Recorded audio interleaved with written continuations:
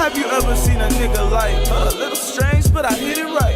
Niggas stretching, I just stretch my ears. Snort the powder and arrest my fears. Playing dirty like I'm billing beer. I'm a bad boy filled with Biggie spirit. Is this your king? He ain't marvelous. I got hella scars, see me shaking spirits. I see you and think you so appalling. I'm like pan-seared. I'm so damn rare. Say your name shit. Put her hands there, put her head here. No more fanfare.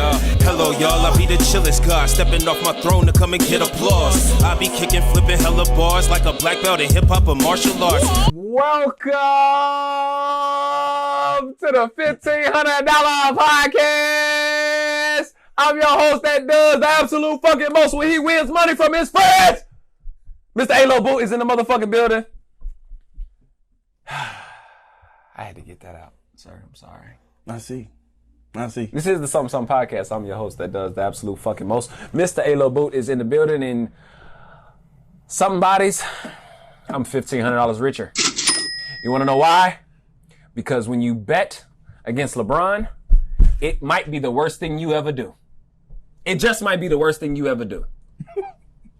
I try to let niggas know, don't fuck with me, son. You know what I'm saying? Like I try to let you know, like don't fuck with me. You know, because I really do this shit. I'm really the man when it comes to this betting shit. I'm really the guy. But you know, leave it up to everybody else. You know, I'm just talking shit. You know what I'm saying? You know, I'm just talking shit. You know, you just gotta love when you come in with the energy after you fucking like robbed your best friends of like they life savings. You know what I'm saying? Damn. I ain't giving no niggas no credit. No, fuck them niggas, son. Hey. I hope when you niggas see this, because you know who the fuck I'm talking to. You know who I'm talking to. I'm talking to you. You know, yes, I got your money. And guess what? I'm gonna fuck it off. Last night, I rubbed $300 on my balls. You all right, man? You should probably go get checked up. There's a pandemic and shit. I'm really doing this shit. nigga back here like, my shit itch, but I'm rich, bitch. My shit itch, but I'm rich. The last episode, I made it very clear that there was a ongoing bet that LeBron would go do the gentleman's sweep on the Blazers and that he wouldn't lose another game. And in fact, that did happen. Roll the footage. It's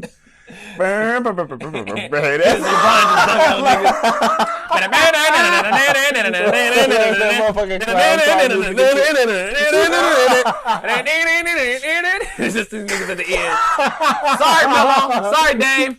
It is what it is. LeBron had to do what he had to do. I'm $1,500 up. I'm balling with my niggas' money. Yeah, I don't know. I can't wait to see him. Like, I can't wait to, like, you know what I'm saying, go out and, like, actually, like, spend their money in front of them. Because, like, I'm going to hold on to that money. Like, you know what I'm saying? Like, I don't know why niggas bet me, son. Like, I just don't get it. You're going to wrap it with a band that says, yo, 1,500? Yeah, like, yo bread. This is your money, nigga. Hey, your car payment, because that's definitely a nigga car payment, like for sure. Like, by betting on Melo, y'all crazy though. But hey, look, I wasn't gonna say nothing. But goofy as hell. I wouldn't bet on Melo. Much love to Carmelo Anthony. You know what I'm hey, saying? But you know who you are, Jeremy Savoy. Fuck it, I'm name dropping. I'm at niggas. Jeremy Savoy, Kyrie Davis, and Donovan Proctor. Fuck it, and Donovan still owe me money. Hey, nigga. Give me my money. I know your rent due tomorrow. I don't give a fuck. I want my money. If your rent get paid and I don't get paid, the Godfather is coming to collect. I promise you that shit. Hey, look, just make sure you pay the rent, nigga. That's all I care about. Fuck that rent. Pay me my money. I got a mortgage, nigga. I got shit to pay. Shit, nigga, I got rent. Fuck you mean. Shit. Hey, so without much further ado and too much, this is your co-host that does the absolute least. Howie Stacks. And if you don't give me the money, I am offing this nigga. Hey, look, don't off me, because then your rent gonna get paid neither. Shit, nah, something getting paid. Shit, you might be worth a couple hundred. Hell no. You might be worth a couple hundred dead or alive. More than a couple hundred, goddamn. We ain't gonna talk about that. Have you done an appraisal yet recently? No. This nigga ain't worth shit. I ain't even a reason to kill this nigga. It's gonna cost more to kill you than it is to fucking keep you alive. It has been an extremely eventful week for everybody that has been paying attention to what's been going on in the world. I mean, there's just been fucking so much going on. We got so much shit to talk about and get to this week that it's like I don't even know where to start. So I should just do it, right? Rest in peace.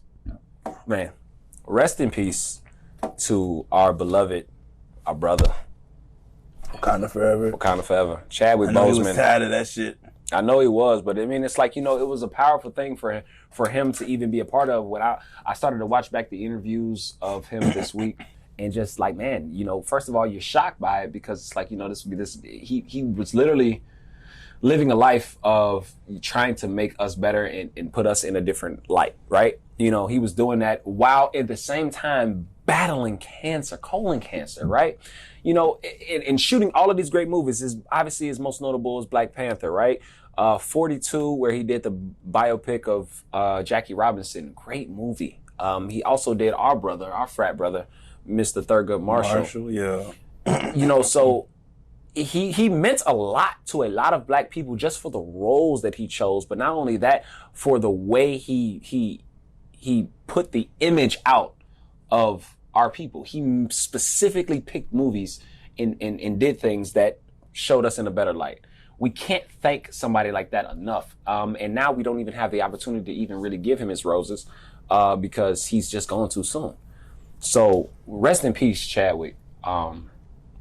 It's hard. 2020 not fucking around, man. It's just really not. Like every time we think we're getting a little bit better, something knocks us back down again. You know, it's like what do we think about just, you know, I mean, how do we feel right now with his death and the shit that's been going on outside of, you know, that? But well, I mean, right now, oh shit, this nigga's just saying we just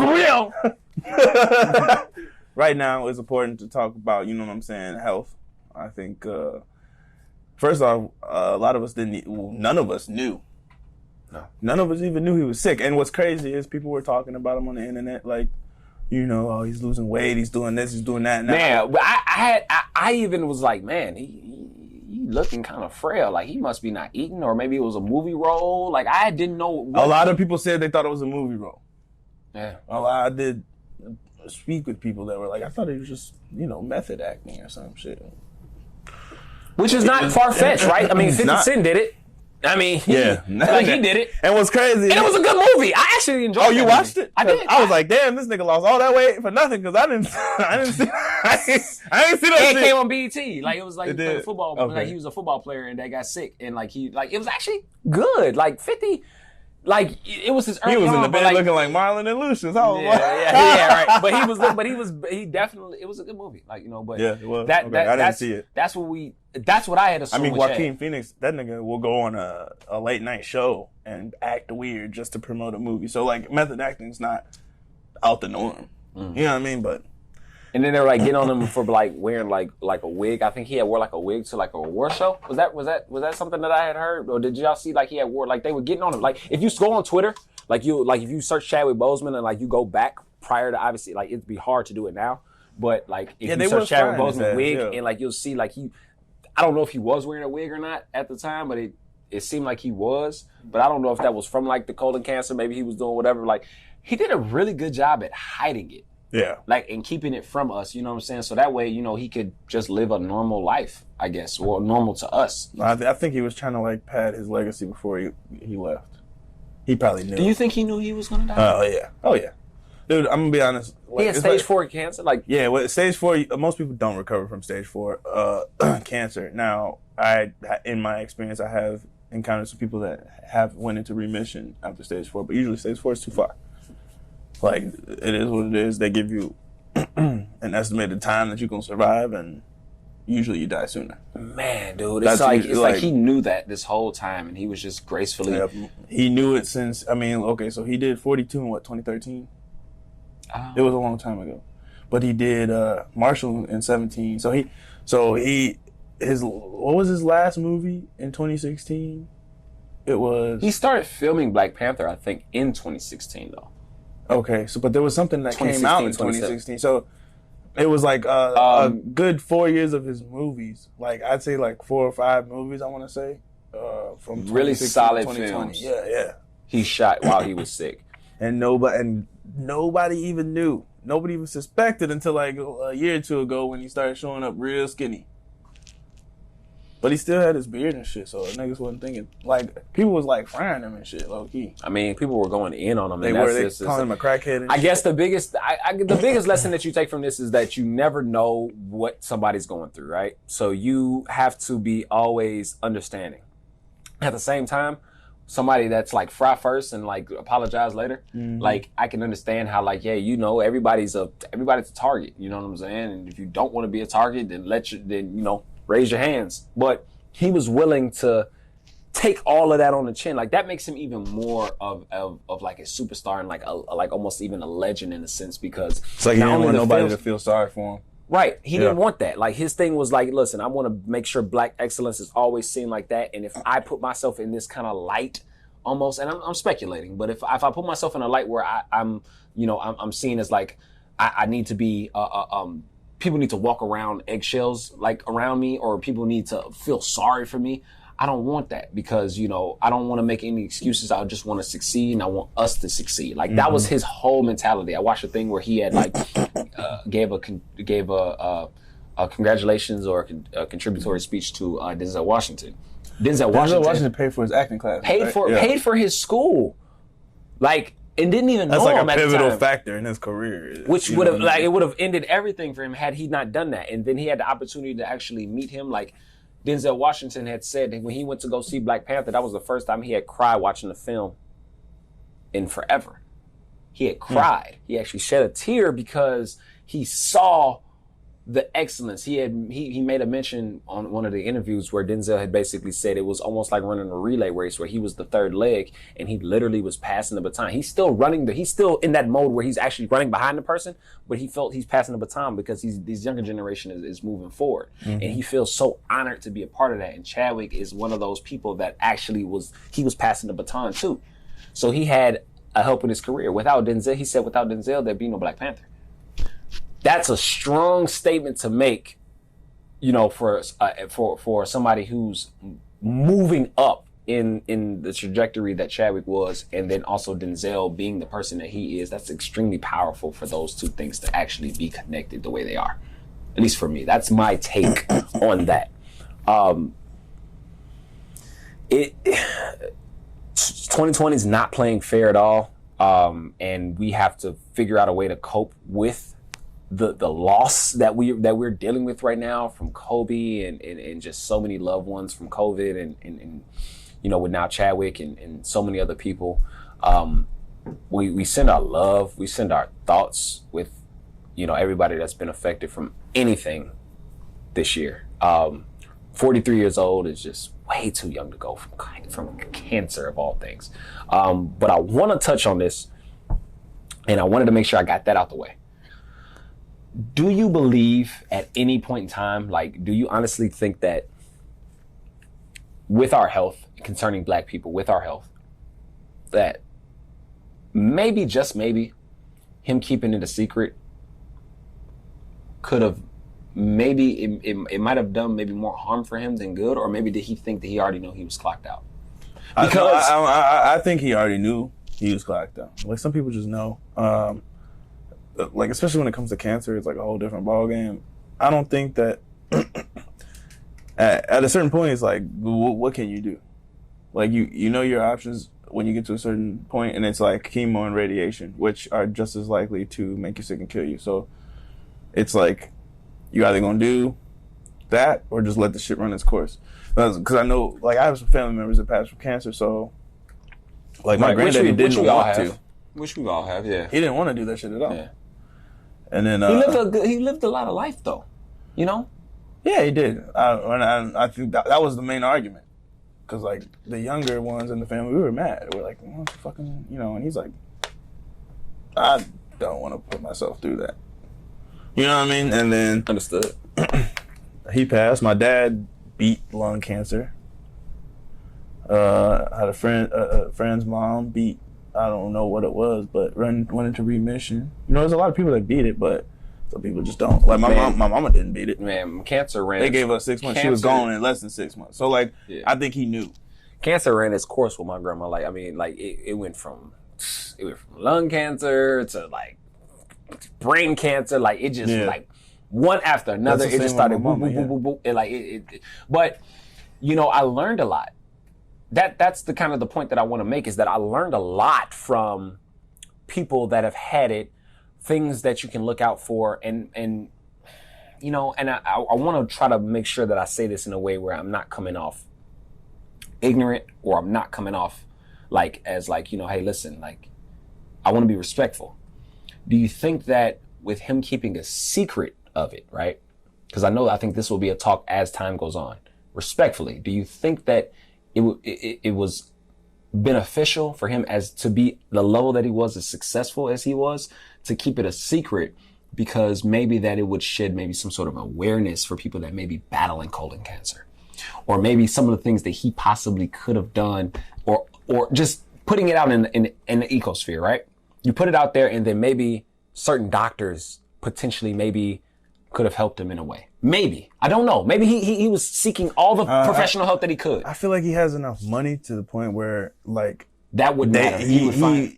He either didn't expect to die, or he knew he was going to die. Because I feel like when you have a certain level of money, finding a doctor is not an issue. Mm-hmm. So it's just if it's going to happen, it's going to happen. But you battle with colon cancer for 4 years and then you pass. It's how strong was it in you? Everybody's different, right? Mm-hmm. Everybody's different. But 4 years though, and it just almost seems like it just ravages through you. Was it, do you think that potentially maybe he was in denial of it? I don't know. Was he really actually handling it in the best way?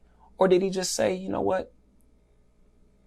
I don't know. I would like to, because I don't think he would just let himself clock out. I don't think so either.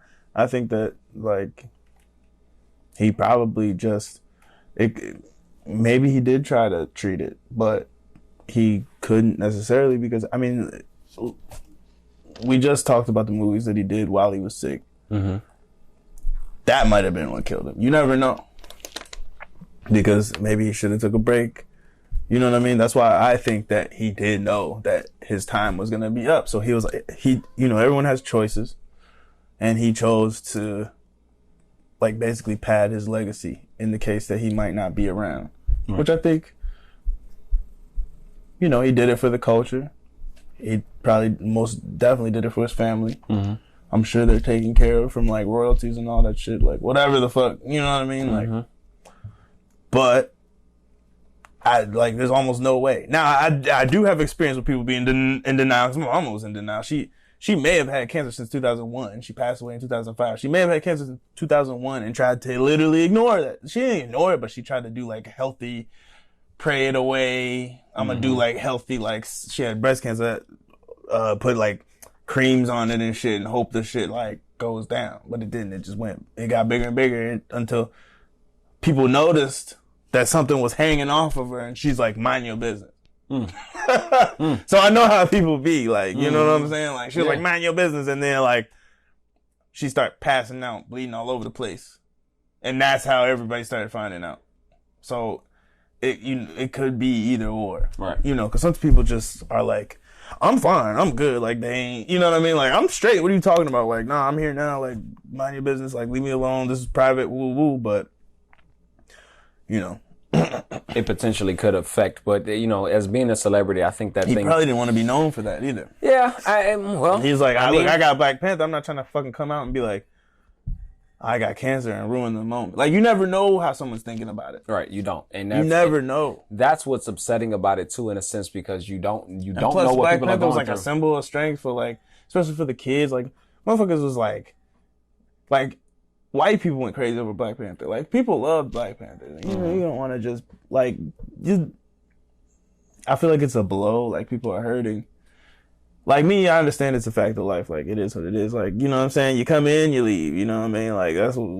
That's everything's temporary. It is what it is. But for younger people to process this, they they getting that representation finally, and it's still getting kind of stepped on. But it's not white people stepping on it. It's just life. That's how life is. I mean, without beating it up too much, I just want to say to all of the viewers, all of the somebodies out there, be very cognizant what's going on with you and your health. Black men especially, man. We ignore that shit. I'll take it personal, and I'll say that I have blocked or I have denied some things that have been going on with me health-wise, that I think that, I should be more tentative to. I'm not sick or anything like that. At least I don't know I am. I don't think I am. But you never know. But when you start to get those signs of little things, I think that you should really pay attention to them. And I know that for me, when I get little signs of certain shit that I haven't been paying attention to, I think that, I've done myself a disservice by not paying attention to those things and actually getting them addressed. So now at this point, with him passing and just seeing that, it's going to make me even more conscious about my health and what it is that I'm doing and what I'm putting in my body. Go get checked out. Go take care of yourself. Rest in peace to Chadwick Boseman. Yes. And anybody else that are maybe fighting colon cancer or any type of cancer at all or any sickness.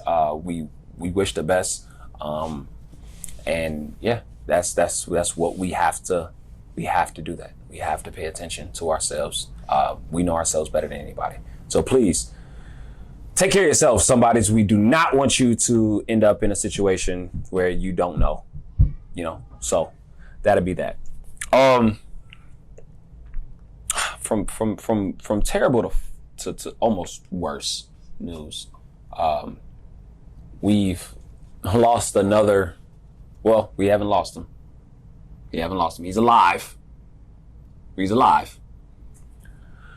But another black man has been a victim to senseless police violence, gun violence. It's police gun violence. It's senseless police gun violence. It's police brutality, bro. It is exactly what it is. Y'all crazy as hell for not acknowledging in this time, the problem. Somebody else actually has an issue with being shot with. Was it Sunday? It was like Saturday or Sunday. This shit just happened. Well, yeah, it's been about a week or so. It's been about a week or so. Jacob Blake I'm not sure if he's from Kenosha, Wisconsin, but he was shot in Kenosha, Wisconsin 7 times in the back. 7 times. Another video that we can see. With his kids in the car. Yeah. They're trying to say that he had a knife and a criminal past and a whole bunch of other shit to justify it. But I watched the video, and those of y'all that have been following us for a while, I hate watching these fucking videos. They make me sad for weeks. You know what I'm saying? They just add to the shit that I already have to deal with in my own life. And I feel like that's not just me, that's almost everybody, right? Well, anytime somebody is hurt that looks like you have an issue with it. You feel the way. And here's the kicker, right? He shot 7 times in the back. We don't know whether or not he was reaching for a weapon. They say he had a knife in the car. They say he had a gun. He didn't have a gun in the car. He just walked around the driver's side, and the dude followed him and shot him. He's on the side of the. He's getting in the car, and the officer's coming around the door behind him and just goes just lays into him. I don't. He's paralyzed now. Mm-hmm. He was you know what I'm like. I don't necessarily understand where the justification is in that, but the Kenosha police not only justified that, but they continued to justify the things that happened after that. Yeah. So what makes this situation even more worse? Thickens. Yeah, the plot extremely thickens because now we have a situation where we have somebody that decided to take the law into their own hands. A 17-year-old kid from Antioch, Illinois, which is about, I want to say, roughly about maybe an hour, about 2 hours from us, about maybe an hour and a half, hour 45 minutes from where we're at, north of where we are right now. So he's a little bit more close to the border. Because we're close, we're rather close to Wisconsin, right? Wisconsin is nothing. Yeah, 3. 2.5, 3. Even that. I mean, Kenosha is probably about maybe 2 hours and 15 minutes from here. Okay. I would say. Where this kid, when the riots and all the shit goes on, obviously there's great turmoil that's going on in Wisconsin at this point, right? In Kenosha, right? They decide to, this kid and his mother, come to find out, and a group of militia fucking activists, whatever the fuck you want to call them, decides to go up and fight against or protect, the businesses or help with the riots or whatever the fuck's in with Kenosha, Wisconsin. Right. What the fuck ever. This kid and his family decided to go duck hunting. That's what they decided to do. Yeah, that's basically what it is. They went up there to fucking go ahead and see if they can get into some shit. He got into some shit. He shot fucking 2 people, right? Killed 2 people, fucking injured a third. And, you know, if we can show the clip of after, not him shooting the person, but after the fact of walking right past the police officer with his hands up saying, hey, I just shot somebody. They hear the guns going off. The police are coming in down the street, and they walk right past this kid. Ignoring him. The threat with the big-ass AR-15 hanging across his chest, right? White kid. The same cops. These are the same cops that just, that saw a black man as a threat. A completely unarmed black man. That walked around to his car and walked into his car and shot him 7 times in the back. You walk right past this kid that has an AR-15 strapped around his chest with his hands up saying that I just shot somebody. Protect yourself at all costs, somebodies. We know what's up. You know what's up. Let us be smart how we move forward. Let us end 2020 at least a little bit. At this point now, I mean, 2020 is fucked. But at this point, you know, you have to do what you can because, yeah, you have to still live. You're still alive. Unless you're ready to do yourself in, be alive and be present in the moment. With the result of what happened in Kenosha, with the result of what happened in just in the world as a whole, the NBA boycotted this week. They walked out. They didn't play. They didn't play on Wednesday. I was shocked. That was amazing. That was dope. They worked as a team. Not only them, the WNBA, the MLB, the MLS. They all were in conjunction together. They worked as a unit, and they all didn't play their Wednesday games to show just to show light of the injustice and to show how powerful they are. Really, how powerful they really could be to actually invoke change. Listen, the NBA has 32 owners, if I'm not mistaken, right? All of those owners do more than own a basketball team. They got money. They're all billionaires. And they all have power. Got money. A lot of motherfuckers got money in that industry. But the owners have money. Yeah, they got the money. They got money. They signed a check. Money. So they signed those checks. They got the power. They are pushing on them to make sure that power is used in the way where, hey, listen, Milwaukee Bucks owner got on the phone with the fucking attorney general and the fucking Wisconsin governor and fucking tried to make some shit happen. That's how they had that Zoom call happen within hours. That's how powerful some of these owners are. However, that power was short-lived when them niggas went right back to work 2 days later. I mean, like, God damn, that shit was short. I mean, how the fuck can you have a boycott and then immediately, listen, it was a lot of dissension that was going on. There was so much shit that was going on. LeBron James walked out of a meeting. Like, it was a lot. Y'all some Basel for doing it, but I can't lie. You should have ended the season. That's what I thought. But I mean, at the same time, how am I gonna tell a nigga to not take his money? So you're gonna tell me to quit my job? I'm gonna say fuck you. So here's the thing. Here's the thing. Yeah, because you got to think everybody's not LeBron James and everybody ain't fucking. Exactly. Everybody's not Giannis. And there's a lot of players that don't get paid a lot in the league. So with that being said, players decided to go back to work a couple of days later because they realized that, hey, listen, not only do they have a contract, they have a collective bargaining agreement that they agreed to. Yeah, right? Yeah, it's a contract. They agreed to the contract. Yeah, it's a contract. Things could be really worse for the NBA moving forward if they don't adhere to that contract. It could be very worse, and it could be worse for the players to come up for them coming up. So they had to make a business decision. But not only that, what they don't realize is that as a collective, they're much more powerful in that bubble, having the media and talking to them every day, as opposed to saying fucking end the season and going home and then being with their own platforms. Mm-hmm. They have microphones from every part, every spectrum of the world stuck in their face every day after every game. And they're extremely more powerful being there and having their voices heard as opposed to going home and ending the season. With that being said, now what you're saying is that now they have the opportunity to speak their fucking mind every fucking chance they get. So which they kind of already been doing. Right. So what do you think? I mean, with them not playing, they made a statement for that game. They make a statement, yeah. A couple days later, they play, right? But the statement was still made though. Even if they come back. It was reached. Do you think that it was reached? It was reached, right? I do think that it was reached because Obviously, we know we're not going to change racism. A lot of niggas thought that maybe that bet wasn't going to pop off. Shit, you know what I'm saying? So I think that it was My pockets did. I think it was reached. I think the goal was reached, even though, radically, maybe you could have pushed it longer. But at the same time, as a nigga that's about my money, I can't tell you to sacrifice your money like that. But at the same time, like, I understand that people are worried about the players that make less of a salary and shit like that and stuff like that. Well, give them $1 million or something. Shit. I mean, you know what I mean? Like, if I was a player, I'd have did that. I'd have been like, look, let's go balls to the wall with this one.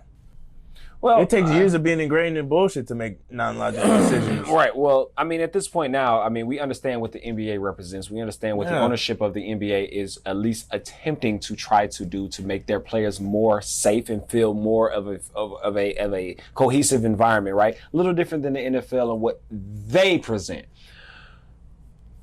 But the biggest thing is that you have players that have to adhere to the rules that have been set. Yeah. They don't really have a contract that they willfully sign, which they have to kind of live by. I mean, because at the end of the day, regardless or not, they boycott this season, they still got to play next year. Still got to play after that. Still got to play after that. So you have to understand that there's a dynamic, there's a power dynamic that owners have with their players. But it seems to be that the NBA have more of a concerted effort to stand along their players. Understand where their players are coming from. Stand by what the fuck is going on with the racial and social injustice that's happening in this country. They seem to be more for their people as opposed to the NFL, when it's like, hey, look, them niggas are slaves on the field. Yeah, that's what it is. Honestly, that's my issue with the NFL. It's frustrating because, like, I love some good old boys, football and basketball. Those are some good old boys. I love them, Poe. They're like, I'm not even a sports guy, but those are still my favorite sports. You know what I'm saying? Like, and the thing about the NFL is it smells like racial inequality. Like, it smells like crap. Like, goddamn, Sonny, who brought the whips out? Where's the? It smells like a lynching going on. Smell like leather and shadow slavery. Yeah, it just does. It does. It really does. Like, the NBA is at least trying, even if you don't think it's genuine. I believe wholeheartedly that the NBA eventually had to do the right thing. So for anybody that's blasting them or that's going off on them, fuck you. I'm $1,500. They're going to continue. I'm $1,500 richer today because they decided to go back. So I'm happy. So I don't care. You say what you want, nigga. Listen, I benefited. You know what I'm saying? Dunk on them niggas, man. That's the peak. Dunk on racism head as well. Time for our music check-in. We have a number of artists that will be releasing relatively soon. Hopefully hitting the top of the charts. We're gonna start it off NBA Youngboy and his album Top. Why are you so angry, sir? This Top. Man, now here's what's funny about this, right? There was a little riff. There was a little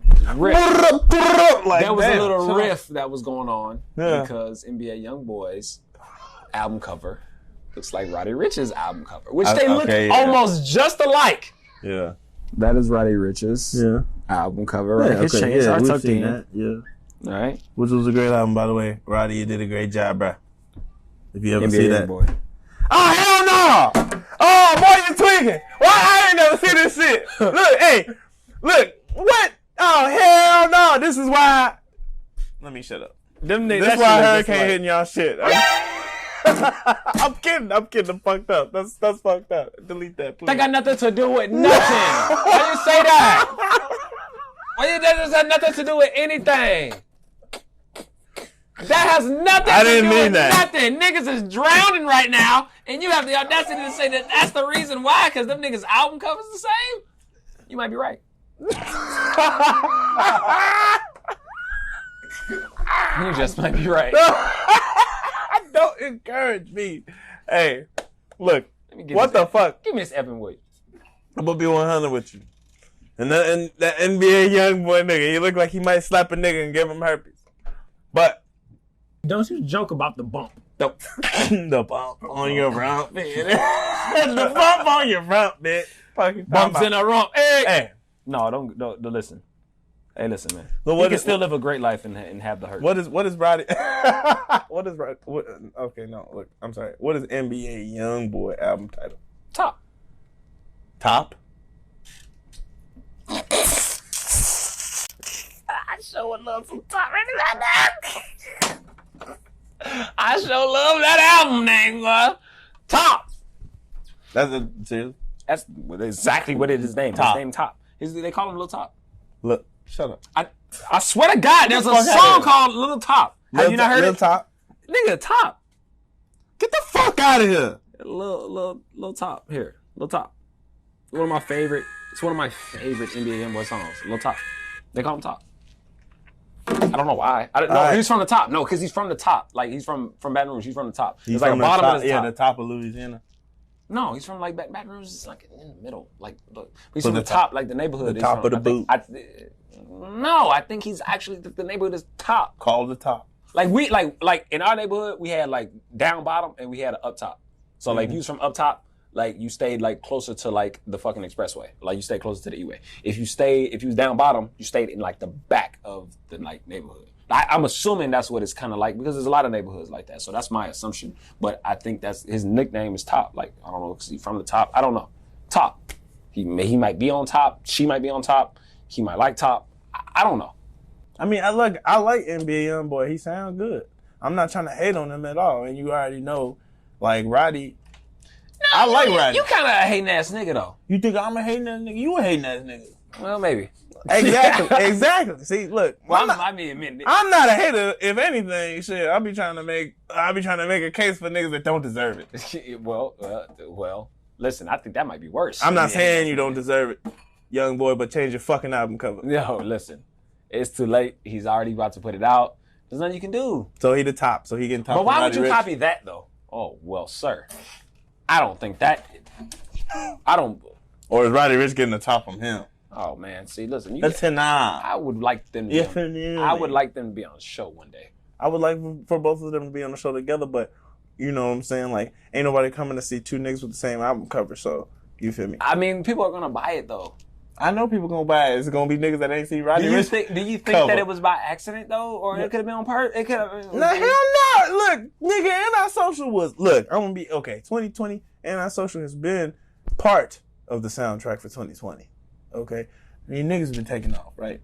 But most of us, I know I did. Start of the year, nigga, January, nigga. Please excuse me, Antisocial, nigga. I was going crazy, crazy.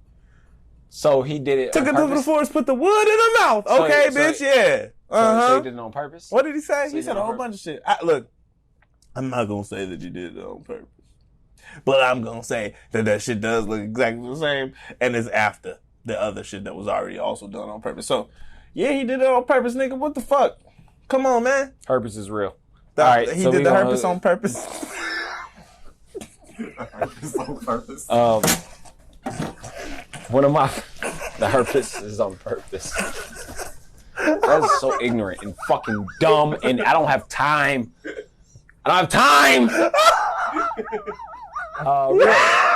Real quick, Going down. we want to make sure that our somebodies understand that, hey, listen, at this point now within our podcasting game, that we have a concerted effort to try to make our shit pop as much as we can, get it to the masses, get it to our somebodies, allow people to, participate in what we're trying to do and be great, right? Please excuse me. You're trying to get to the top. We are. We just think, fuck you, dude. Fuck. We are trying to make levels to this shit happen. However, sometimes there might be people out there in the world that want your success to be more granted to them than yourself. And what am I talking about? I am talking about the new recent tiff, if you will, with Joe Budden and Spotify. And we just got our shit on Spotify, right? Yeah, we just did. You know what I'm saying? Okay. So hopefully eventually we can start getting paid and then we can get fucked out of a deal.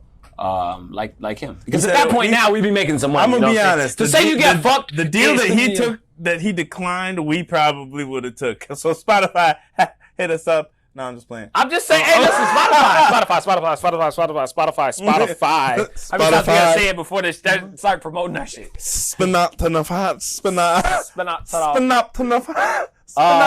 cold word, you feel me? Joe Budden, and Joe Budden is actually known for pissing off his bosses or people that actually pay him, like Complex and Spotify. Like he needs to just have his own shit. To be honest, that's what they said. Joe, but just get your own shit. He always talks about how he doesn't want sponsorship or he doesn't want to have. And like every time they sponsor his ass, he be like, hey, "Yo, fuck these niggas. Yeah, they ain't paying me right." So he's gotten fucked so many times from the industry that he doesn't want anybody to else infiltrate what he has going on. If you don't know what's going on, Spotify and Joe Budden have had this recent fallout of their most recent renegotiation of their podcast deal. They said they offered him a hefty raise.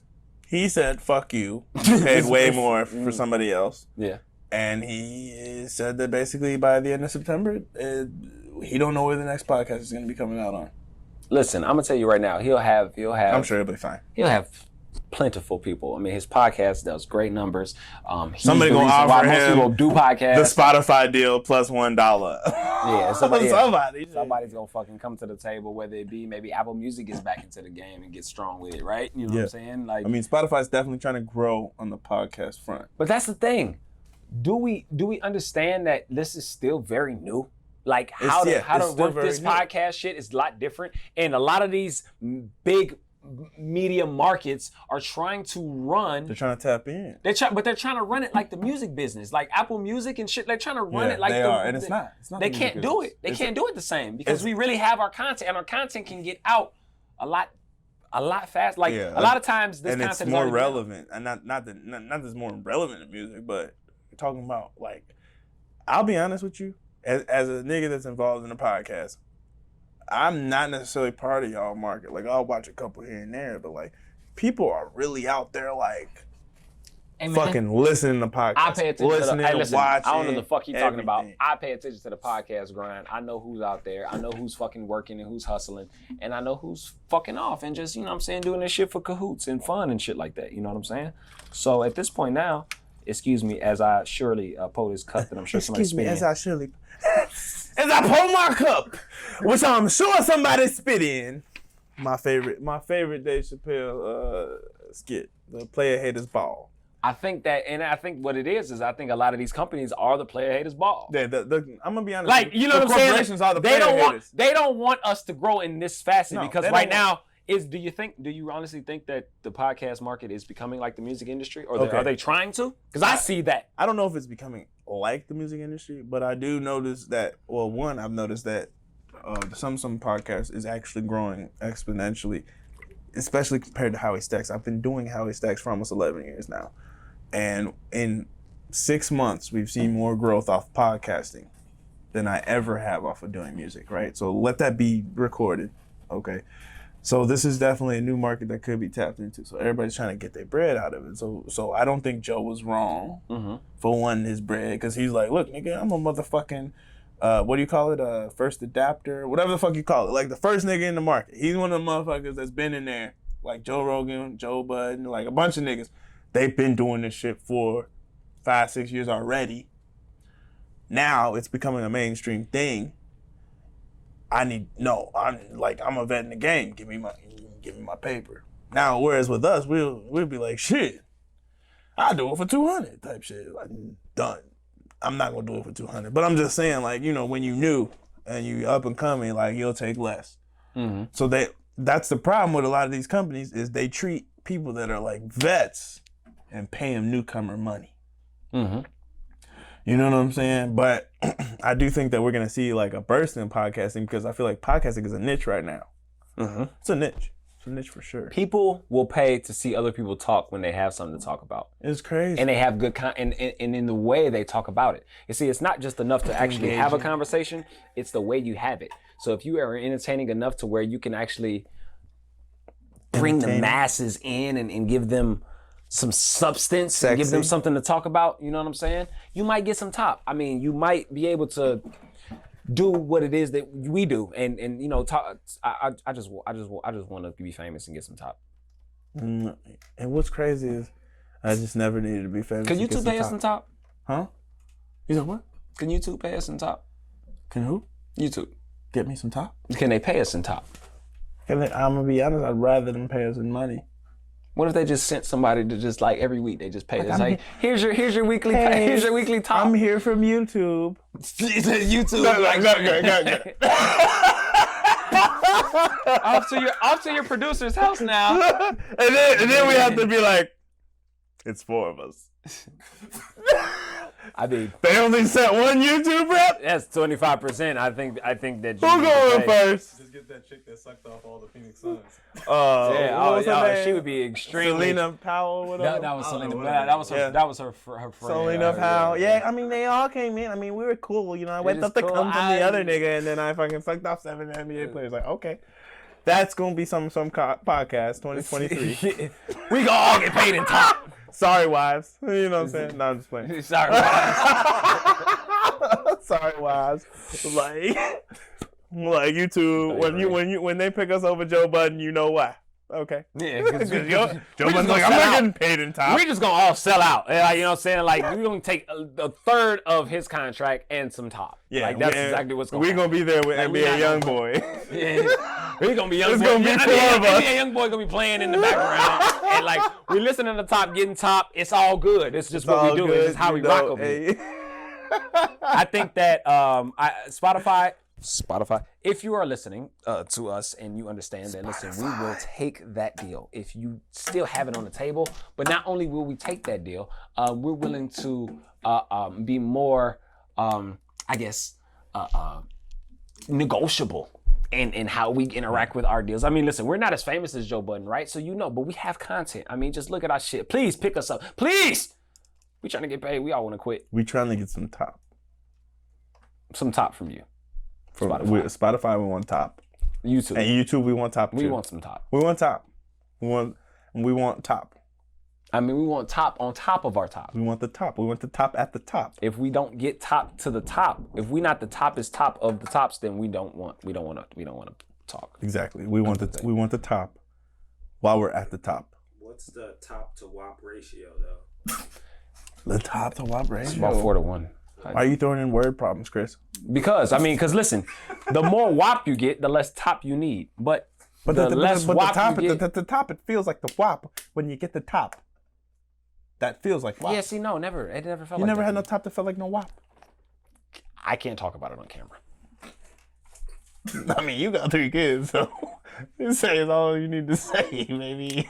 I'm saying. Hey, look. Can't seem to. Hey, look. So it looks like on camera we can say the WAP LP is the top, but I tell you what.